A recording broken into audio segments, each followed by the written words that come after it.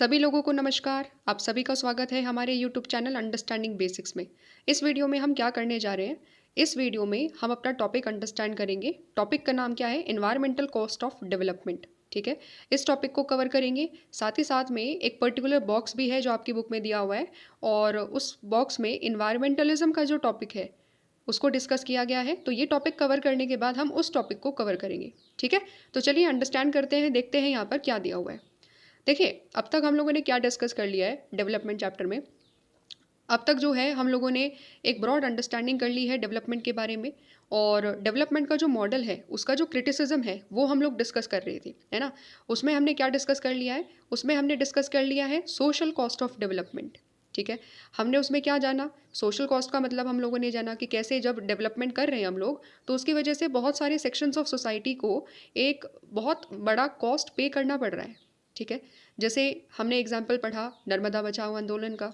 उसमें हमने ये जाना कि जब नर्मदा के ऊपर सरदार सरोवर डैम बन रहा था, तो उसकी वजह से कुछ सर्टन सेक्शंस को बेनिफिट हो रहा था, जैसे इलेक्ट्रिसिटी जनरेशन हो रही थी। ठीक है, और इरिगेशन के लिए भी ज़्यादा फैसिलिटीज़ हो रही थी, तो वो सारी चीज़ें तो हो रही थी। लेकिन साथ साथ में जो दूसरे लोग हैं, जो ट्राइबल्स थे, वहाँ पर रहने वाले दलित्स थे, कुछ सर्टन फार्मर्स थे, उनकी लैंड चली जा रही थी। ठीक है, उसकी वजह से उनकी लैंड चली गई, जो उनका राइट टू लाइवलीहुड था वो चला गया। तो काफ़ी ज़्यादा बड़ा एक सोशल कॉस्ट ऐसे लोगों को जो कि under privilege sections of society में से आते हैं, उनको बियर करना पड़ा। ठीक है, ये एक बेसिक अंडरस्टैंडिंग हम लोगों ने ली थी। अब उसी तरीके से हम एक अलग कॉस्ट के बारे में बात करेंगे। एक अलग जो कॉस्ट सोसाइटी को बियर करना पड़ता है उसके बारे में जानेंगे, और ये होता है एनवायरमेंटल कॉस्ट। ठीक है, इसका मतलब क्या हुआ? इसका मतलब सिंपल सा ये है कि यहाँ पर हम समझेंगे कि डेवलपमेंट मॉडल जो हम अपना रहे हैं, इंडस्ट्रियल डेवलपमेंट हम कर रहे हैं, डैम्स का कंस्ट्रक्शन हम कर रहे हैं, उसकी वजह से कैसे हमारी एनवायरनमेंट को एक बहुत बड़ा नुकसान हुआ है। ठीक है, किस तरीके से नुकसान हुआ है, ये हम अंडरस्टैंड करेंगे। तो देखते हैं एक बार आपकी बुक में क्या दिया हुआ है। Development has indeed caused a high degree of environmental degradation in many countries, and not just the displaced people, but all of the population is beginning to feel the consequences. ठीक है, तो जब हम डेवलपमेंट की बात कर रहे हैं उसकी वजह से एक बहुत ज़्यादा बड़े लेवल पर इन्वायरमेंटल डिग्रेडेशन हुआ है। इन्वायरमेंट को नुकसान पहुंचा है, बहुत सारी कंट्रीज़ में पहुंचा है। ठीक है, ना कि केवल डिस्प्लेस्ड पीपल जो डिस्प्लेस्ड हुए हैं केवल उसी को नुकसान नहीं पहुंचा, बट बाकी अदर सेक्शंस को भी कहीं ना कहीं नुकसान झेलना पड़ रहा है। ठीक है, तो कैसे नुकसान झेलना पड़ रहा है, कैसे इन्वायरमेंटल डिग्रेडेशन हो रहा है, एग्जाम्पल दिया हुआ है, अंडरस्टैंड करते हैं।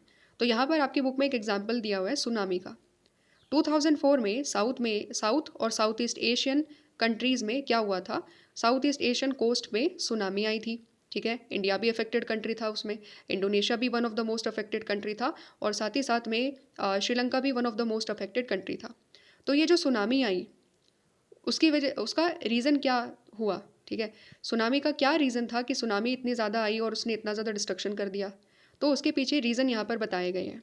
It was observed that the destruction of mangroves and the building of commercial enterprise along the shoreline was the reason for greater extent of the damage caused.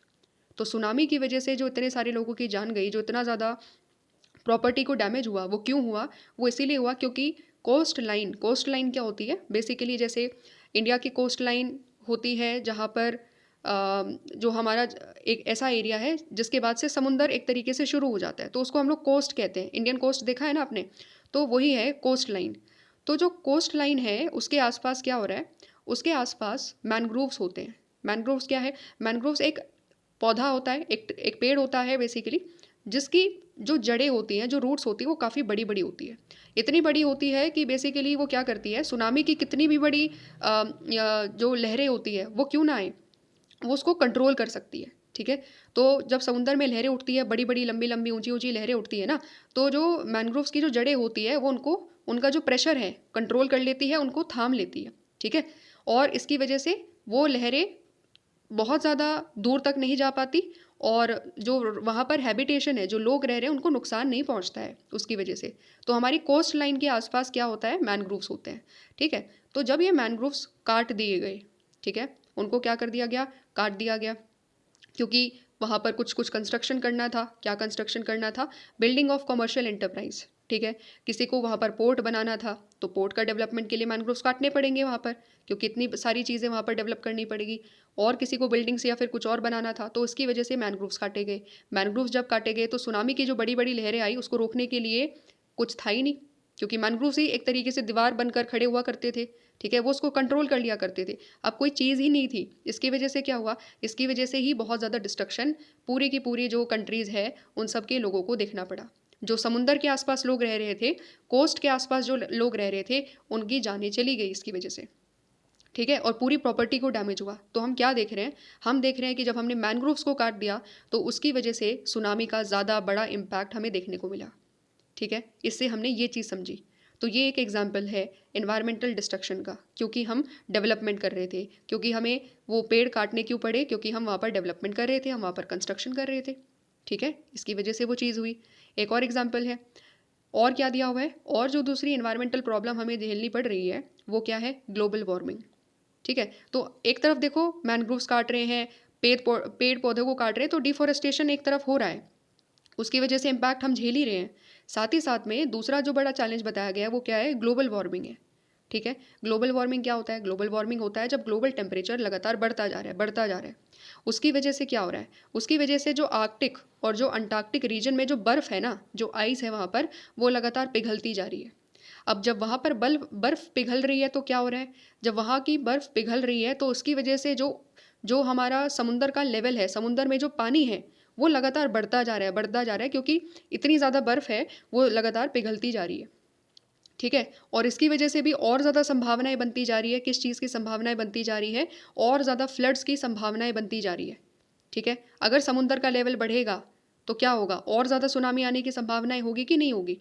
ठीक है, और ज़्यादा फ्लड्स आने की संभावनाएं होगी कि नहीं होगी, क्योंकि पानी का लेवल लगातार बढ़ता जा रहा है पूरी दुनिया में। ठीक है, तो ये हमारा एक दूसरा बड़ा चैलेंज है।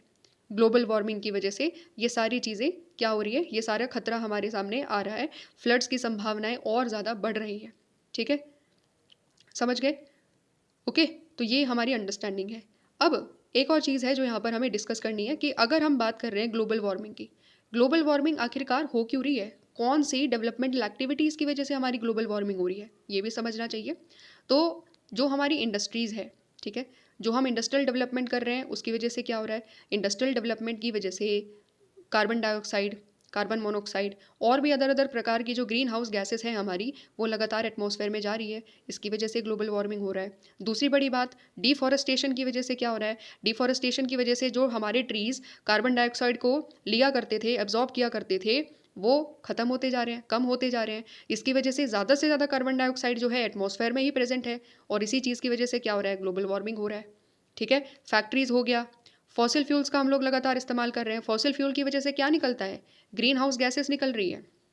ठीक है, जितना ज़्यादा कोल का इस्तेमाल हम एनर्जी प्रोडक्शन में कर रहे हैं, जितना ज़्यादा पेट्रोल का इस्तेमाल हम कर रहे हैं, ये सारी की सारी चीज़ें एक ही जगह पर कंट्रीब्यूट कर रही है, और वो क्या है, हमारी ग्लोबल वार्मिंग में ग्रीन हाउस गैसेस जो है उसको लगातार बढ़ा रही है, जिसकी वजह से ग्लोबल वार्मिंग हो रही है।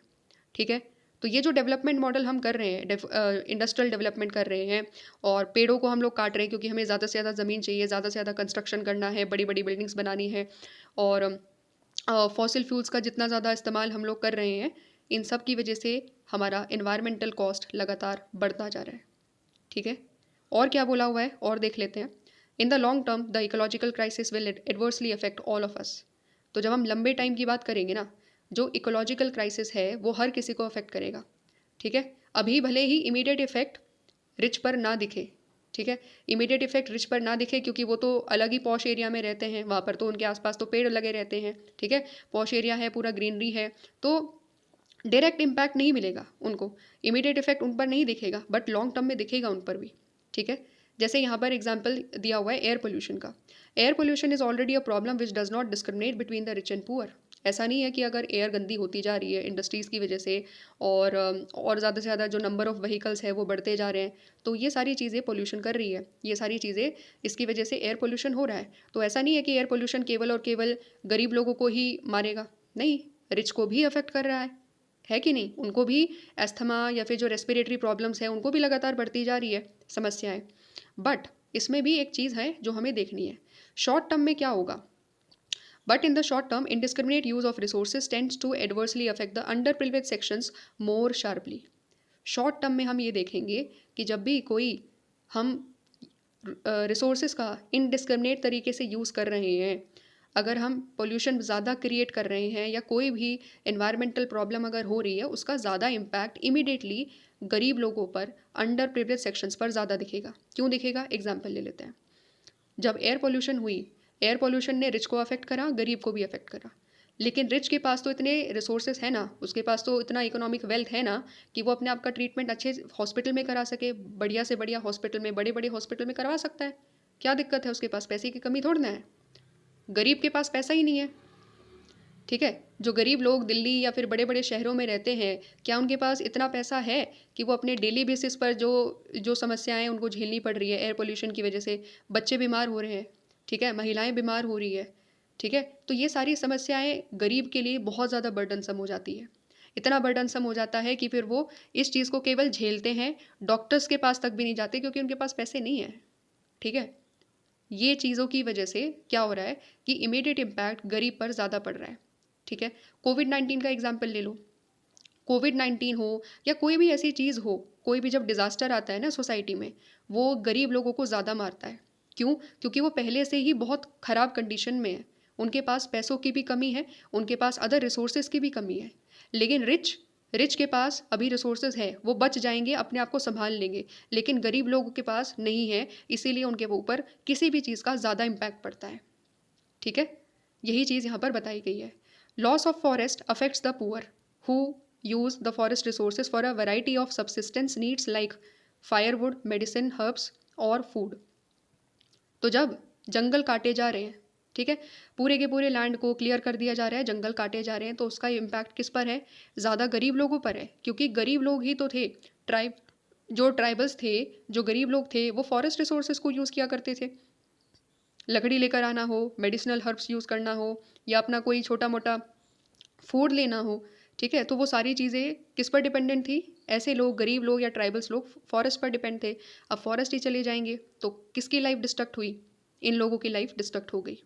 ठीक है, drawing up of rivers and the ponds and falling ground water levels means that the women have to walk longer in order to procure water.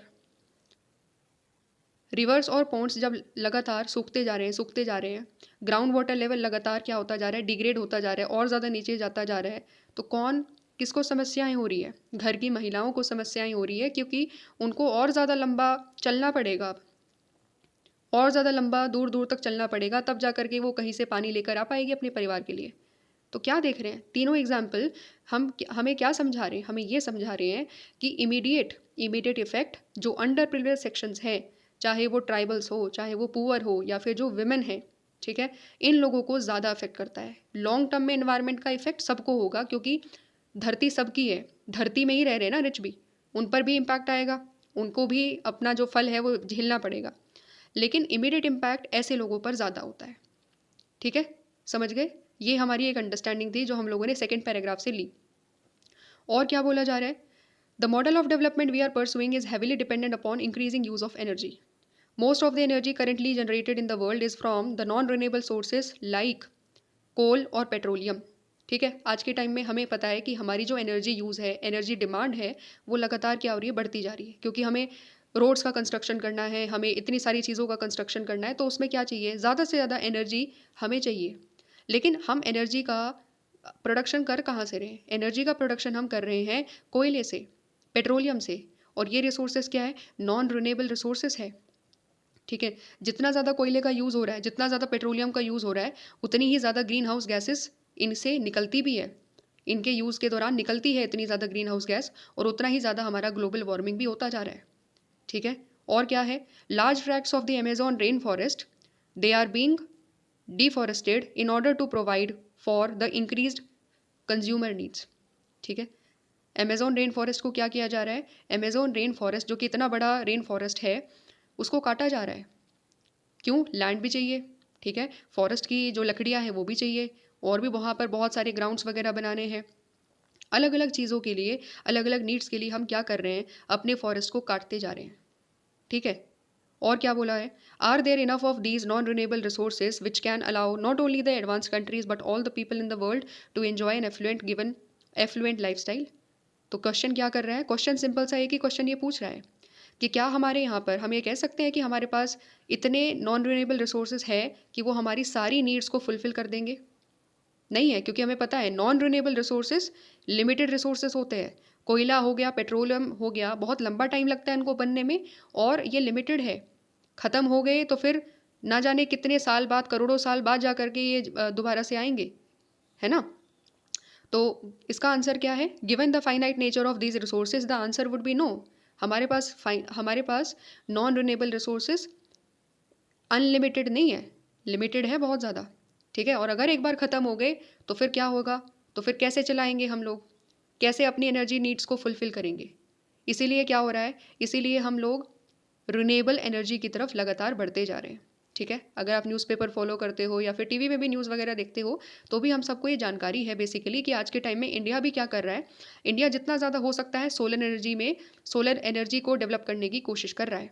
Hydro electricity को हम लोग डेवलप करने की कोशिश कर रहे हैं और हम लोग विंड एनर्जी को डेवलप करने की कोशिश कर रहे हैं। ठीक है, ये सारी चीज़ें क्या है, रिन्यूएबल रिसोर्सेज ऑफ एनर्जी में आती हैं और ये क्या होगी, ये हमें एक मदद करेगी ताकि हमारी जो डिपेंडेंस है ना फॉसिल फ्यूल पर, कोल पर, पेट्रोलियम पर, वो कम हो सके।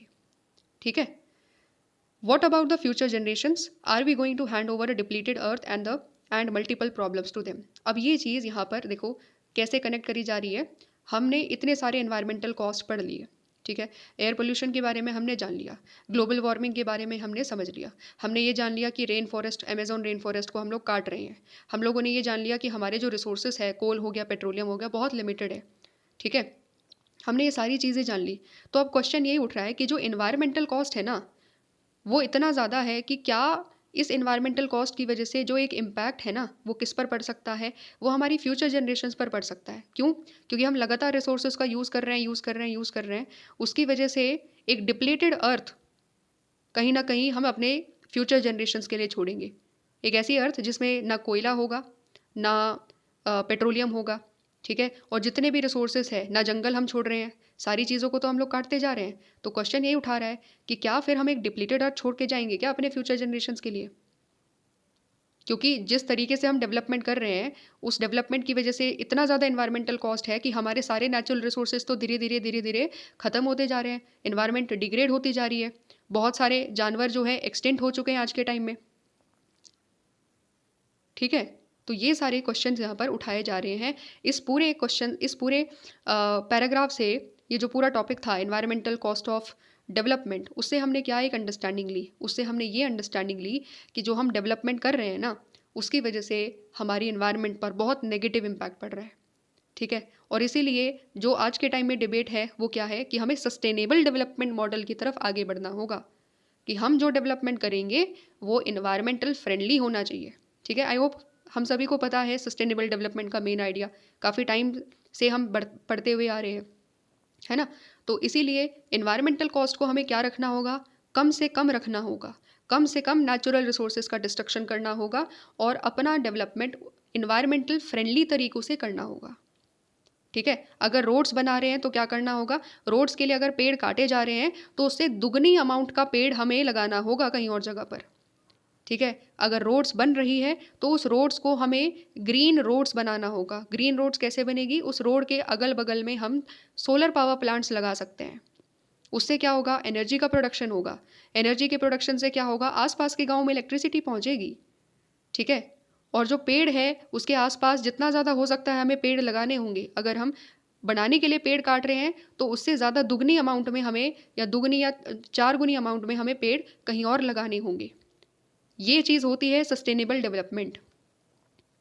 ठीक है, तो ये हमें एक अंडरस्टैंडिंग देता है कि हमारे डेवलपमेंट मॉडल में किस तरीके से कमी है, किस वजह से हमारा जो एनवायरमेंटल कॉस्ट है वो बहुत ज़्यादा है।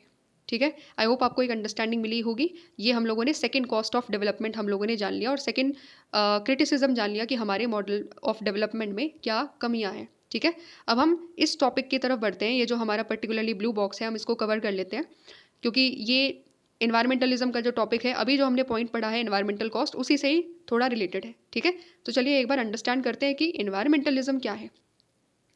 नाम सुनते ही समझ में आ रहा होगा कुछ कुछ तो। एनवायरमेंटलिज्म का मतलब है पर्यावरणवाद। तो इसका मतलब क्या होगा? इसका मतलब ये होगा कि मोटा मोटा आइडिया ये हो सकता है हम सभी को कि अच्छा ठीक है, हम एनवायरनमेंट के प्रोटेक्शन के बारे में बात करेंगे, है ना? तो लगभग वैसी ही चीज़ें हैं, यही सारी चीज़ें हैं जो एनवायरमेंटलिज्म में हम पढ़ेंगे। तो एक बार देख लेते हैं क्या है। You must have often heard the terms like pollution, waste management, sustainable development, protection of endangered species and the global warming. ठीक है, हम सभी ने सुना होगा एनवायरनमेंट में जब भी कोई बात करता है एनवायरनमेंट के बारे में, क्या बात करता है? ये बात करते हैं पोल्यूशन के बारे में, है ना? कोई बात करता मिलेगा, बोलेगा कि देखो दिल्ली में कितना पोल्यूशन हो रहा है, ठीक है? देखो कोलकाता में कितना ज़्यादा पोल्यूशन हो रहा है, ठीक है? और क्या बोलेगा? और देखे और बताया जाएगा कि लैंड कितना ज़्यादा हमारी पोल्यूट होती जा रही है इंडस्ट्रीज़ की वजह से। जहाँ जहाँ पर इंडस्ट्रीज़ है वो अपने आसपास के एरियाज़ को बहुत ज़्यादा पोल्यूशन एक तरीके से कर रहे हैं, क्योंकि केमिकल्स वगैरह जो है हमारी मिट्टी की जो क्वालिटी है, जो फर्टिलिटी है, उसको डिस्ट्रॉय कर रहे हैं। इस तरीके से बात करते हैं कोई। और वेस्ट मैनेजमेंट की बात करी जाती है ना? कि कितना ज़्यादा वेस्ट है और वेस्ट को रिसाइकल करो, रीयूज़ करो, है ना? तो जो वेस्ट मैनेजमेंट है उसमें रिड्यूस, रीयूज़, रिसाइकल, ये सारी चीज़ों की बात करी जाती है। सस्टेनेबल डेवलपमेंट के बारे में बात करी जा रही है, जिसके बारे में अभी हमने डिस्कस करा। प्रोटेक्शन ऑफ एंडेंजर्ड स्पीसीज़ के बारे में बात करी जा रही है कि अगर हमारी एक्टिविटीज़ की वजह से कोई ऐसा स्पीसीज़ है जो खतरे में आ रहा है कि कुछ समय के बाद वो एक्सटिंक्ट हो सकता है, तो हमें क्या करना होगा? हमें उनको प्रोटेक्शन करना पड़ेगा, ठीक है? और साथ ही साथ में क्या है? ग्लोबल वार्मिंग की बात करी जा रही है। तो तमाम इन सभी इश्यूज़ के बारे में हम लगातार बात कर रहे हैं। हम बात कर रहे हैं कि देखो कितना ज़्यादा जो हमारा गंगोत्री ग्लेशियर है वो लगातार क्या होता जा रहा है? रिसीड कर रहा है, लगातार पिघलता जा रहा है। ठीक है? ये सारी चीज़ों के बारे में बात कर रहे हैं। हम हिमालयाज़ के बारे में बात कर रहे हैं कि हिमालय में इकोसिस्टम कितना ज़्यादा गड़बड़ हो रहा है, कितने ज़्यादा फ्लड्स आ रहे हैं हिमालयन स्टेट्स में, चाहे हिमाचल प्रदेश की बात कर लो या फिर उत्तराखंड की बात कर लो। ठीक है, ये सारी चीज़ें हम बात कर रहे हैं। क्यों? क्योंकि these are the buzz words of the environmental movements which works to protect the natural resources and the ecosystem. ये कुछ इंपॉर्टेंट वर्ड्स हैं, कुछ पॉपुलर वर्ड्स हैं जो एनवायरमेंटल मूवमेंट में यूज़ होते हैं। एनवायरमेंटल मूवमेंट्स क्या होती है? एनवायरमेंटल मूवमेंट्स जो एनवायरमेंटल इशूज़ हैं उसके ऊपर होती है, ठीक है? और ये काम क्या करती है? ये एनवायरमेंटल मूवमेंट्स का बेसिक ऑब्जेक्टिव होता है to protect the natural resources and ecosystem. हमारे नेचुरल रिसोर्सेज का प्रोटेक्शन करना और साथ ही साथ हमारा जो पूरा इकोसिस्टम है, इकोसिस्टम में सब कुछ आ जाता है, ठीक है? प्लांट्स भी आ जाते हैं, स्पीसीज भी आ जाते हैं, पूरी इन्वायरमेंट का प्रोटेक्शन करना इन्वायरमेंटल मूवमेंट्स का एक ऑब्जेक्टिव होता है, ठीक है? और इन्वायरमेंटलिज्म क्या है? इन्वायरमेंटलिज्म भी बेसिकली इन्वायरमेंटल मूवमेंट से ही जुड़ा हुआ है कि इन्वायरमेंटलिज्म में हम बात करेंगे इन्वायरमेंट के प्रोटेक्शन की। और इन्वायरमेंट का प्रोटेक्शन का एक तरीका क्या हो सकता है कि हम इन्वायरमेंटल मूवमेंट्स को करें, ठीक है? इन्वायरमेंट के लिए हम कुछ सर्टन मूवमेंट्स करें, वो चीज़ भी इन्वायरमेंटलिज्म में आती है, ठीक है? Environmentalists maintain that human beings should learn to live in harmony with the rhythms of the ecosystem and not manipulate the natural environment to serve their immediate interest. तो environmentalist क्या कह रहे हैं? environmentalist एक सिंपल सी बात बोल रहे हैं, जितने भी ह्यूमन बींग्स हैं हमें ये ध्यान में रखना होगा कि हमें इकोसिस्टम के साथ हारमनी में रहना है, ठीक है? मतलब अपने आसपास के इन्वायरमेंट के साथ हारमनी में रहना है, अपने आसपास के इन्वायरमेंट को हमें डिस्ट्रक्ट नहीं करना है, अपने आसपास के जो स्पीसीज़ हैं हमें उनको मारना नहीं है किसी भी हालत में, या कोई ऐसा काम नहीं करना है जिसकी वजह से हमारे आसपास के स्पीसीज़ को, किसी भी एनिमल को नुकसान पहुँचे। ये चीज़ एनवायरमेंटलिस्ट कह रहे हैं। और क्या कह रहे हैं? कि ना ही हमें अपने नेचुरल एनवायरनमेंट को मैनिपुलेट करना है। क्यों मैनिपुलेट करते हैं हम लोग? हम लोग मैनिपुलेट करते हैं अपने इमीडिएट इंटरेस्ट के लिए, ठीक है? तो अपने इमीडिएट इंटरेस्ट के लिए भी हमें नेचुरल एनवायरनमेंट को मैनिपुलेट नहीं करना है, ठीक है? तो ये चीज़ कौन कह रहा है? एनवायरमेंटलिस्ट कह रहे हैं। एग्जाम्पल ले लेते हैं, चीज़ें क्लियर हो जाएगी। देखो हिमालयाज़ में हम लोग क्या कर रहे हैं? अभी हिमालयाज़ में बहुत ज़्यादा डिफॉरेस्टेशन किया जा रहा है। क्यों? क्योंकि हिमालयाज़ में बड़े बड़े टूरिस्ट स्पॉट बन रहे हैं, ठीक है? वहाँ पर बड़े बड़े बिल्डिंग्स बनाई जा रही है, होटल्स बनाए जा रहे हैं, क्योंकि टूरिज़्म वहाँ पर बहुत ज़्यादा है ना? गर्मियों में जाते हैं लोग, सर्दियों में जाते हैं वहाँ पर। जम्मू कश्मीर के इलाका हो गया, उत्तराखंड हो गया, हिमाचल प्रदेश हो गया, है ना? तो इन सब की वजह से क्या हो रहा है? वहाँ पर डिफॉरेस्टेशन हो रहा है, ठीक है? और वहाँ पर डेवलपमेंट प्रोजेक्ट्स भी बहुत ज़्यादा हो रहे हैं। जैसे आपने देखा होगा, कभी कभी कुछ कुछ समय के बाद हमें इन्फॉर्मेशन मिलती रहती है कि वहाँ पर ये टनल बना, वो टनल बना। तो टनल बनाना बहुत बड़ा काम है। टनल के लिए बहुत ज़्यादा जो है बहुत सारे पत्थर वगैरह हटाने पड़ते हैं, जिसकी वजह से हिमालय का जो नेचुरल इकोसिस्टम है ना, उसको काफ़ी नेगेटिव इम्पैक्ट पड़ता है, ठीक है? और क्या है? और भी बहुत सारी चीज़ें हैं वहाँ पर। लगातार प्लास्टिक का जो डंपिंग है क्योंकि टूरिस्ट इतने ज़्यादा आते हैं तो वो कचरा वगैरह फेंक के जाते हैं, गार्बेज लगातार बढ़ता जा रहा है, प्लास्टिक लगातार बढ़ता जा रहा है, ठीक है। तो ये सारी चीज़ें क्या हो रही है, ये सारी चीज़ों की वजह से वहाँ का जो इकोसिस्टम है वो अफेक्ट हो रहा है, ठीक है। वहाँ का जो इकोसिस्टम है वो क्या हो रहा है, अफेक्ट हो रहा है। और जो जो बिजनेस पर्सन्स हैं वो अपने इमीडिएट इंटरेस्ट के लिए क्या कर रहे हैं, जितना हो सकता है वहाँ डेवलपमेंट का काम कर रहे हैं, कंस्ट्रक्शन का काम कर रहे हैं। और होना क्या चाहिए था, वहाँ पर मिनिमल कंस्ट्रक्शन होना चाहिए था, क्योंकि वहाँ पर टोपोग्राफी स्टेबल नहीं है। वहाँ पर भूकंप आते रहते हैं, अर्थक्वेक आते रहते हैं, बहुत ज़्यादा डिस्ट्रक्शन की संभावनाएं हैं। अगर हम और ज़्यादा पौधों को काटेंगे, और ज़्यादा वहाँ पर प्लांट्स का कटिंग होगा और डिफॉरेस्टेशन होगा, तो वहाँ की सॉइल उतनी ही ज़्यादा कमज़ोर होगी, ठीक है। और इसीलिए लैंडस्लाइड वगैरह की संभावनाएं वहाँ पर और ज़्यादा इंक्रीज़ होती जा रही है डेली बेसिस पर। तो ये सारी चीज़ें क्या है कि हम अपने इंटरेस्ट के लिए, हम अपने अलग अलग इंटरेस्ट के लिए वहाँ पर जो इन्वायरमेंट है उसको क्या कर रहे हैं, उसको एक तरीके से नुकसान पहुँचा रहे हैं, ठीक है। और क्या है, they believe that mankind is using up and destroying the natural resources to such an extent that we will bequeath only a barren land, a barren earth, poisoned rivers and polluted air to the future generations। तो क्या कह रहे हैं, वो ये कह रहे हैं कि जो मैनकाइंड है ना, वो नेचुरल रिसोर्सेज को डिस्ट्रॉय करता जा रहा है। और क्या होगा, कुछ समय के बाद क्या होगा, हम एक ऐसी लैंड अपने फ्यूचर जनरेशन्स को देकर जाएंगे जो बैरन लैंड होगी, जिसमें जंगल बिल्कुल नहीं होंगे, ठीक है, क्योंकि हमने सारे जंगल ख़त्म कर दिए हैं इस तरीके से। और क्या है, बैरन लैंड के साथ साथ में पॉइजन रिवर्स होंगी। हमारी नदियों को देख लो कितनी ज़्यादा पोल्यूटेड है आज के टाइम में, ठीक है। पोल्यूटेड एयर होगी, सब कुछ, सारी की सारी गंदगी एक तरीके से कहीं ना कहीं हम लोग छोड़ करके जाएंगे अपनी धरती पर। किसके लिए, फ्यूचर जनरेशन्स के लिए। तो ये चीज़ यहाँ पर बोली जा रही है। The root of environmentalism can be traced back to the 19th century revolt against industrialisation. तो जब हमने देख लिया कि हम इतना ज़्यादा अपना डेवलपमेंट करने के नाम पर, सब कुछ क्यों हो रहा है, एनवायरमेंटल का डैमेज क्यों हो रहा है, डेवलपमेंट के नाम पर, ठीक है। हिमालयाज़ में सारा कंस्ट्रक्शन क्यों हो रहा है, रोड्स का कंस्ट्रक्शन, टनल्स का कंस्ट्रक्शन क्यों हो रहा है, कनेक्टिविटी इंक्रीज़ करनी है, डेवलपमेंट करनी है, टूरिज्म को इंक्रीज़ करना है, सब कुछ डेवलपमेंट के नाम पर ही तो हो रहा है ना, हो रहा है कि नहीं। सब कुछ डेवलपमेंट की वजह से वहाँ पर हो रहा है, बट कहीं ना कहीं इसकी वजह से नुकसान भी बहुत ज़्यादा होते जा रहे हैं, ठीक है। तो यहाँ पर इसीलिए इन्वायरमेंटलिज्म हमें बढ़ाने की ज़रूरत है। इन्वायरमेंटलिज्म का मतलब क्या है कि हमें कॉमन लोगों में एक इन्वायरमेंट के प्रति अवेयरनेस जनरेट करने की ज़रूरत है कि देखिए आपके इन्वायरमेंट के साथ, आपके इकोसिस्टम के साथ क्या किया जा रहा है, ठीक है। अगर वो जनरेशन हो जाएगी, इन्वायरमेंट के प्रति अवेयरनेस जनरेशन अगर हो जाएगी, तो क्या होगा, तो फिर लोग क्या होंगे, ज़्यादा से ज़्यादा जागरूक होंगे, और ऐसे बड़े बड़े लेवल पर जो प्रोजेक्ट्स होते हैं वो नहीं करे जाएंगे, ठीक है। जैसे एग्जाम्पल ले लो, जोशीमठ नाम सुना होगा, है ना। कुछ समय पहले क्या बताया जा रहा था न्यूज़ में कि जोशीमठ जो है वो सिंक कर रहा है, ठीक है। जोशीमठ धीरे धीरे धंसता जा रहा है, ठीक है। तो वहाँ पर क्या हुआ, फिर जो लोग थे उन्होंने क्या ब्लेम किया, लोगों ने ब्लेम किया कि एनटीपीसी की तरफ से कोई सर्टेन प्रोजेक्ट था, ठीक है।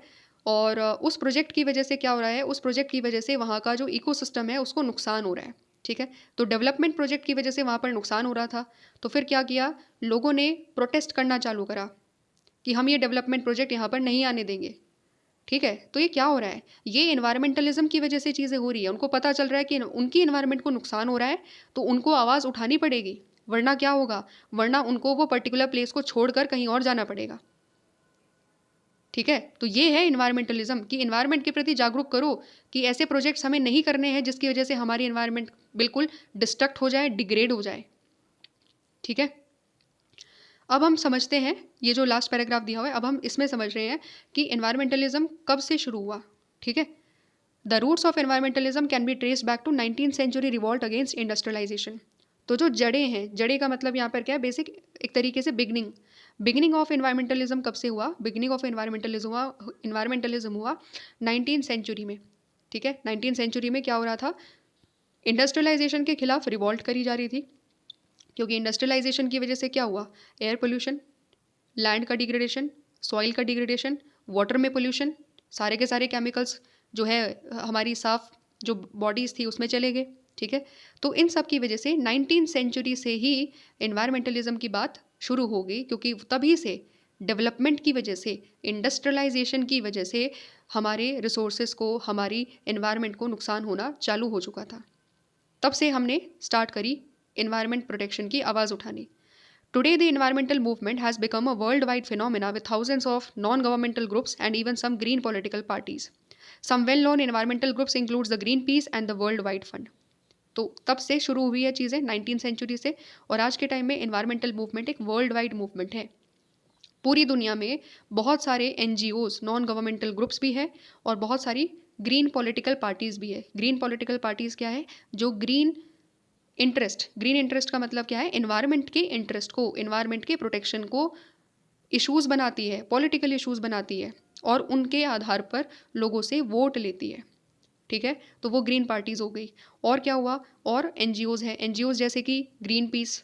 ठीक है, ये भी एक NGO है जो वर्ल्ड लेवल पर काम कर रहा है। जहाँ जहाँ पर ऐसे बड़े बड़े प्रोजेक्ट्स उठाए जा रहे हैं जिसकी वजह से बहुत ज़्यादा इन्वायरमेंट को नुकसान हो सकता है, तो वो उसके खिलाफ आवाज़ उठाते हैं, प्रोटेस्ट करते हैं। और वर्ल्ड वाइल्ड लाइफ फंड क्या कर रहा है? World wild life fund basically जो पूरी दुनिया में जितने भी एनिमल्स हैं, जितने भी स्पीसीज़ हैं, उनके लिए प्रोटेक्शन का काम करता है। ठीक है, उनके कंजर्वेशन के लिए आवाज़ उठाता है और बताता है कि नेशनल पार्क बनाइए। ठीक है, और अदर इंपॉर्टेंट प्रोजेक्ट्स लीजिए ताकि आपके कंट्री में रहने वाले सारे स्पीसीज़ बचे रहे, प्रोटेक्टेड रहे, कोई एक्सटिंक्ट ना हो। ठीक है, ये इस तरीके से हम कुछ सर्टेन ग्रुप्स के बारे में बात कर रहे हैं। इंडिया में क्या हुआ? इंडिया में भी चिपको मूवमेंट हुई थी। ठीक है, पढ़ रखा है, थोड़ी बहुत तो अवेयरनेस होगी कि चिपको मूवमेंट क्या होती है। सो चिपको movement which emerged to protect the Himalayan forest, and such groups try to pressurize the government to modify the industrial and the developmental policies in the light of environmental goals. Chipko movement ने क्या करा? चिपको movement ने basically Himalaya के जो forest है उनके protection के लिए आवाज़ उठाई थी। ठीक है, तो बेसिकली हुआ क्या था कि जब हिमालय में पेड़ काटे जाने वाले थे, तो वहाँ पर रहने वाली जो विमेन थी, उनको लगा कि पेड़ तो उनके लिए बहुत ज़्यादा इंपॉर्टेंट थे, क्योंकि पेड़ से ही लकड़ी और बाकी अदर रिसोर्सेज को लेकर आकर वो अपने लाइफ को, अपनी फैमिली को चला रही थी। ठीक है, तो विमेन एक साथ इकट्ठा हो गई और उन्होंने एक तरीके से बना कर दिया कि हम पेड़ को नहीं काटने देंगे। तो ये सारी चीज़ें क्यों हो रही है? हिमालय की इकोसिस्टम को बचाने के लिए हो रही है। ठीक है, और हम लोग क्या देखते हैं, जब भी हम इन्वायरमेंटलिज्म की बात करेंगे तो उसमें जितने भी इन्वायरमेंटल ग्रुप्स हैं, इन्वायरमेंटल एक्टिविस्ट है, एक्टिविस्ट का मतलब जो इन्वायरमेंट के प्रोटेक्शन के लिए आवाज़ उठा रहे हैं, वो क्या करते हैं? वो प्रेशराइज करते हैं गवर्नमेंट्स को कि वो अपनी इंडस्ट्रियल पॉलिसी को मॉडिफाई करे और अपने डेवलपमेंटल गोल्स को चेंज करें ताकि इन्वायरमेंट का प्रोटेक्शन हो सके। ठीक है, तो वो क्या कर रहे हैं? सारे के सारे ये जो ग्रुप्स हैं वो गवर्नमेंट को अवेयर कर रहे हैं कि तुम्हारे कौन कौन से ऐसे प्रोजेक्ट हैं जो बहुत ज़्यादा हैज़ार्डियस हो सकते हैं, इन्वायरमेंट को डिग्रेड कर सकते हैं, और उनके खिलाफ आवाज़ उठाते हैं, प्रोटेस्ट भी करते हैं, और गवर्नमेंट को सजेशंस भी देते हैं कि कैसे सस्टेनेबल डेवलपमेंट करा जा सके, कैसे इंश्योर किया जा सके कि डेवलपमेंट भी हो रहा है, क्योंकि डेवलपमेंट नहीं रोका जा सकता। ठीक है, डेवलपमेंट को करना है लेकिन सस्टेनेबल डेवलपमेंट करना है, ऐसा करना है कि इन्वायरमेंट को नुकसान बिल्कुल मिनिमम हो। ठीक है, इन्वायरमेंट को नुकसान बिल्कुल मिनिमम हो, और ज़्यादातर जो हमारे रिसोर्सेज है, जो हमारे एरियाज़ है, वो प्रोटेक्टेड रहे। इस तरीके से हमें अपने सस्टेनेबल डेवलपमेंट को कैरी फॉरवर्ड करना है। ये चीज़ है जो पूरा का पूरा इन्वायरमेंटलिज्म कहता है। ये अपने इन्वायरमेंट को भी इन्वायरमेंट का जो प्रोटेक्शन है उसको भी हमें ध्यान में रखते हुए अपना डेवलपमेंट करना है।